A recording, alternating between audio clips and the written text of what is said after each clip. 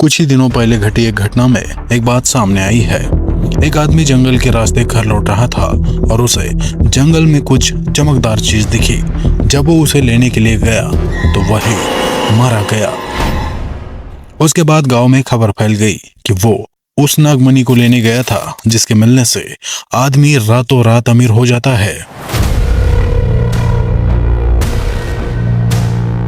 ये बात फैलने पर कुछ और लोग भी उसी रास्ते पर चले गए जहां उस आदमी ने नागमणि को देखा था। और जब ये लोग भी वहां पर पहुंचे तो इन्हें भी कुछ वैसा ही चमकदार दिखा और वो जब उसे लेने के लिए गए उसके बाद वो कभी वापस नहीं लौटे।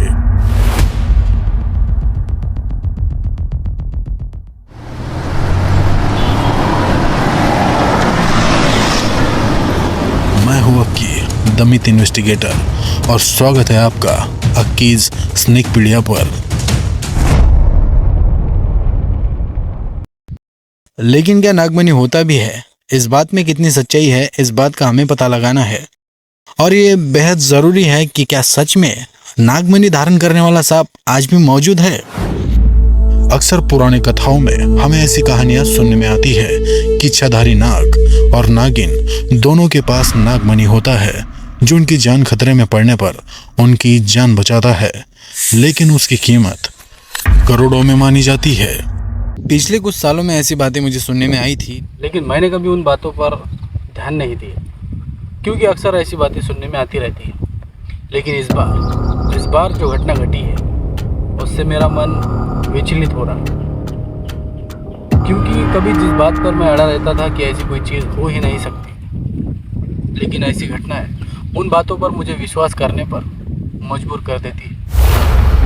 तो इस बात का पता लगाने के लिए मुझे उसी घटना के आसपास के लोगों से पूछताछ करनी होगी जो कि उस घटना को जानते हैं। उस नागमणि को लेने के लिए जो भी लोग गए उनमें से कोई भी जिंदा वापस नहीं लौटा और ना ही उसके बाद वो लोग कभी दोबारा कहीं दिखे। मुझे उस गांव के लोगों से पूछताछ करनी होगी जो कि उस घटना के बारे में कुछ जानते होंगे और उस जगह के बारे में भी जहां वो मणि धारण करने वाला नाग रहता है। अक्सर कई लोग ऐसी बातों को दोहराने से घबराते हैं क्योंकि उनके जानने वाले लोग उस घटना के शिकार हुए थे। तो कई बार उन्हें लगने लगता है कि उस बात को दोहराने से कहीं उन पर भी कोई आपत्ति ना आ जाए या वो घटना कहीं उनके साथ भी ना हो जाए।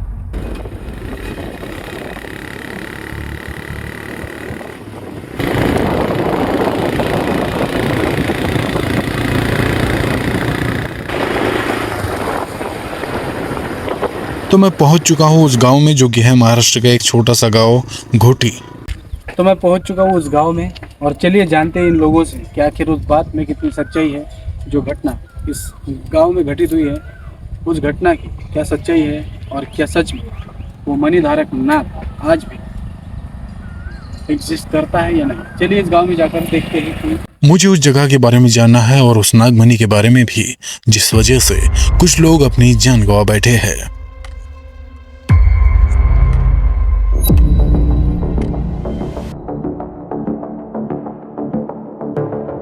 इन लोगों से बात करने पर यह पता चलता है कि नागमणि को देखने वाला कोई भी आदमी जिंदा नहीं है और ना ही इनमें से किसी ने आज तक उस जगह पर जाने की कोशिश भी की है। इन लोगों के मन में आज भी डर बैठा हुआ है, कुछ तो उस विषय पर बात भी नहीं करना चाहते।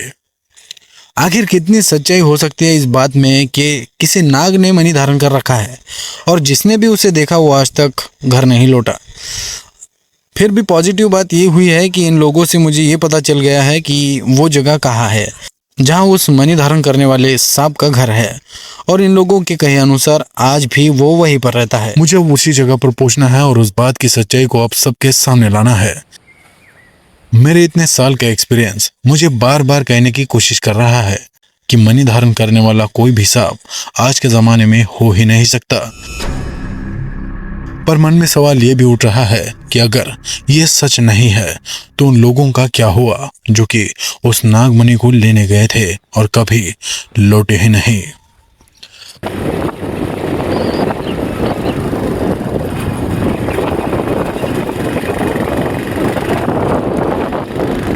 मैं उस जगह पर पहुंच चुका हूं और अब मैं खुद ही उस मणि धारण करने वाले सांप को देखना चाहता हूं। आज के ज़माने में कैसा सांप जो कि अपने माथे पर मणि धारण करता है? ऐसा सांप आज के ज़माने में एग्जिस्ट करता है या नहीं? तो चलिए चलते हैं और देखते हैं। गांव वालों ने जो जगह मुझे बताई थी, मैं उस जगह पर पहुंच चुका हूँ और अब आगे चल के छानबीन करके देखते हैं कि क्या वो सांप हमें उसी जगह पर मिलता है तो फिर ये भी कोई छूट नहीं। जैसा कि उस गांव के लोगों ने बताया कि एक पेड़ के नीचे ही उस सांप का बसेरा हमेशा होता है और उसके माथे पर हीरे जैसा चमकता मणि दिखाई देता है, जिसके चमकने से इंसान के मन में लालच उत्पन्न होता है उसे पाने का।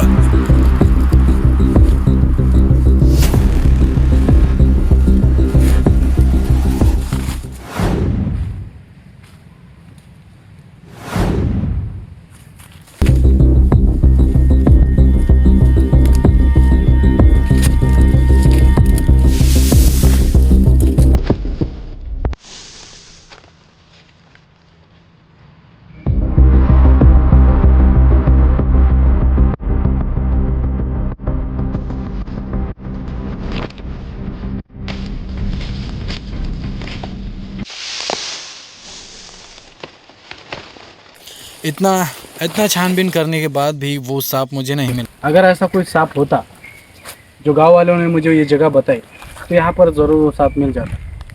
लेकिन एक बात तो तय है कि लालच बुरी बला है। जो आदमी पहले गया वो वापस नहीं लौटा, तो कुछ लोगों में ये भ्रम हो गया और उसी भ्रम के चलते कुछ और लोग भी निकल पड़े उसी मणि को लेने जो कि कभी थी ही नहीं। लेकिन अब सवाल यह है कि उस मणिधारक नाग ने इनकी जान नहीं ली तो फिर वो लोग गए कहाँ? हो सकता है कि उस वक्त ये जंगली इलाका किसी जानवर की टेरिटरी हो और उसके चपेट में आकर इन लोगों ने अपनी जान गंवाई हो या किसी अन्य शिकारी के शिकार हो गए हो।